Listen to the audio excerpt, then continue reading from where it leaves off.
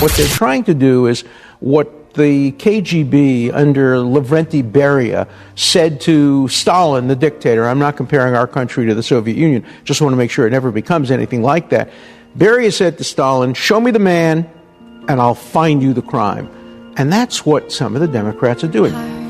Alan Dershowitz, very, very smart guy. I think he banged Virginia Giuffre. Banged who? Virginia Giuffre. Virginia Roberts. Oh, Alan. No, I'm starting to believe Alan Dershowitz. Okay, good. I really don't know, but he's laid out a case that is pretty convincing about his innocence. He's got a tape recording of her attorney, this really prominent attorney, David Boies. He's got a tape recording saying, essentially, with David Boies agreeing with him that she's a liar. Yeah. Well, talking about prominent attorneys, they don't get more prominent than our next guest. And much like the Mike Towel, he's also very soft and absorbent. And that is our dear friend for over 40 years, famed defense attorney, the great Joseph Tacopina. Good morning, Tac. Wow, that was a classic. Thanks. Good morning, Sid. Good morning. Good morning. Hello, Joe. Let's get to the news of the day. It is the impeachment report, and I know you and Bernard have had a couple of back and forths on this program. Joe, your thoughts of the impeachment report? So I actually read the 300-page impeachment report, okay? And I got to tell you. You read all 300 pages. You read it all? All 300 pages. Bernie says no way. Bernie says you're lying. I didn't say a word. I absolutely did. I know, Bernie, I know you didn't say that. That's Sid's move. I get it. If I were there in person, he never would have said that. So I know. No way. But listen. The funny part is, between my intermittent naps of that 300-page read, I mean, I got to tell you, I went back and I looked again because I thought I was missing the pages where the evidence was. And like you just said, Sid, Bernie and I have not seen eye to eye on Trump at all, and most times. But I've also said this. I've also said I'll call it like I see it. I'm not partisan, and that, quite frankly, I'm doing this as a legal analyst, not someone who agrees with Trump as a president, doesn't agree. I'm a Democrat. I'm a Republican. And what I see here is, Dershowitz just said it very, very well. Find the man, and I'll find you the crime. I have to tell you, I am absolutely shocked that this is what the Democrats had. When this first started, I thought, okay, there's no way they're going to commence one of the most important proceedings in American history, an impeachment of the president. Okay, it's a grave and important proceeding. It should not be partisan. It should be patriotic. But when you see what they've presented, it is, quite frankly, beyond partisan. It's disgusting. And I got to tell you, I was shocked. Wow. Joe Tacopina. It's funny because you sound just like they had this hearing. I don't know if you saw it last week on Wednesday in Know Nothing Nadler's committee. They had 4 attorneys, and one of them was a Democrat. He voted for Obama. He voted for Hillary. 4 professors. But they were professors, legal professors, law professors, and attorneys. And he said that the same thing that you just said. This is too fast. This is too narrow. There's no crime here. The only people abusing power is you, Congress. And this guy who voted for Obama and Hillary, and the other 3 were clearly biased, crazy people. I don't know if did you hear that lady, the professor, who did everything but wear a pussy hat that morning? Yes, I did. And that part of the proceeding, quite frankly, bothered me because you have these people who if they had to practice law for a living, would starve to death. Okay, they are law professors. They took the academic route. Okay, and I laud them for that. But I mean, for them to jump on their 15 minutes of fame, stand on some bully pulpit and lecture and actually scold members of Congress as if they were students in their class, and quite frankly, and America. Again, I can imagine a trial in a real courtroom where I get to call law professors to argue my side of the case. I mean, it sounded insane to me, quite frankly. I understand it's a different proceeding. But here's what I didn't hear one of them say.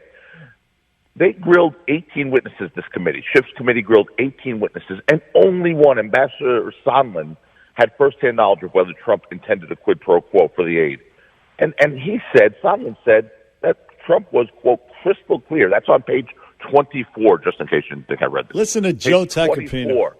24, that he was crystal clear that the aid did not hinge on investigations of Biden.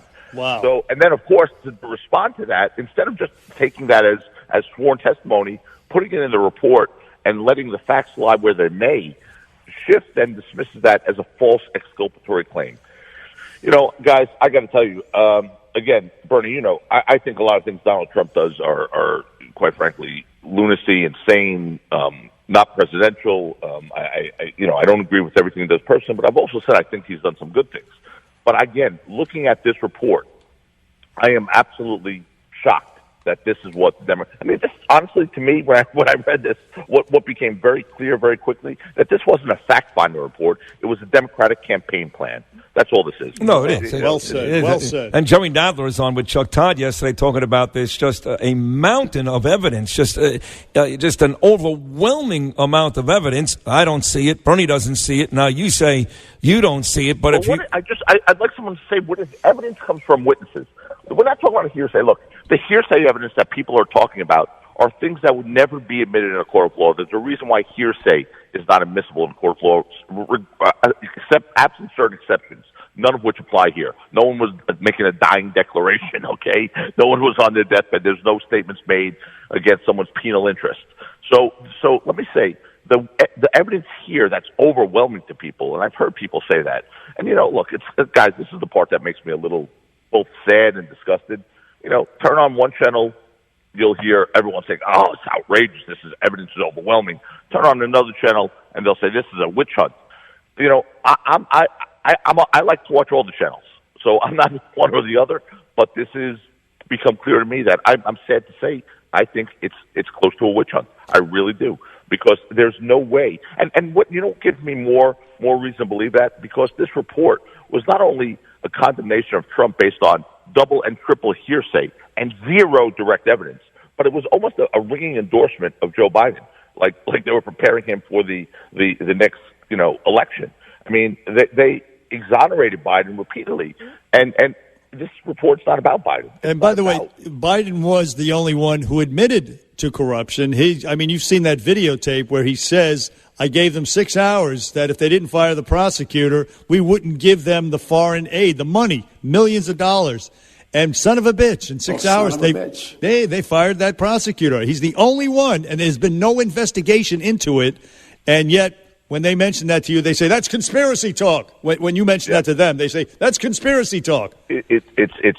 It's become obvious to me. Sadly, it's become obvious to me. And Bernie, don't get used to this, okay? Okay. Calm down. I'll take don't it get nuts. Next time we're on, we're going to go back to where we were. We're going to take our respective corners again. Yeah. But I got to tell you, you were right on this one. I remember hearing that transcript or reading what was purported to be the transcript of the conversation and thinking where there's smoke, there's fire. There was smoke, and there was absolutely no fire at all. Right. So, it's a nice job out of you, Joe. I got you. That's a real man right there. Well laid out. If you really want to be a real man, then you will repeat after me. Are you ready to go? Let's go. I love Donald Trump. I'm having a Verizon problem again, it seems like. Listen, you can't argue with the economy, but well, listen, Joe, that was well said and well laid out, just like the brilliant attorney that you are. And I will ask you this question, segue to this. Harvey Weinstein. This guy, Harvey Weinstein, was limping into court the other day. They want to raise his bail. Apparently, they say he's a threat to a flight threat right now. I don't know what. He was tampering with his ankle monitor, and they want to up his bail. Do you know anything about that, or should he be even out on bail? Look, should he be out on bail? Yeah, he should be out on bail. It's a state case, and he's presumed innocent at this point. He's not in the position of power in the industry where he was alleged to have abused his power and commit these sex crimes. So I don't think there's an issue that, I'm pretty confident not a woman in the world is going to take an invitation to go up to Harvey Weinstein's hotel room at this point and meet him for a cup of coffee. So I don't think he's a danger to the community. Look, this trial's supposed to start later this year. I mean, I don't think there needs to be a change in bail circumstances. I think Harvey Weinstein's got some real problems.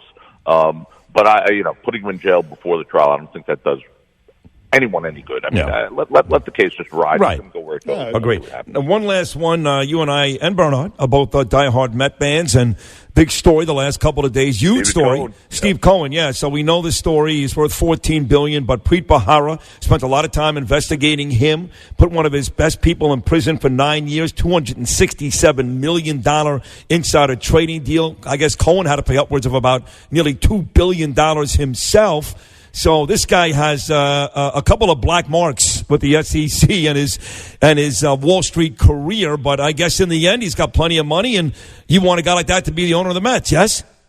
Yeah, I really care.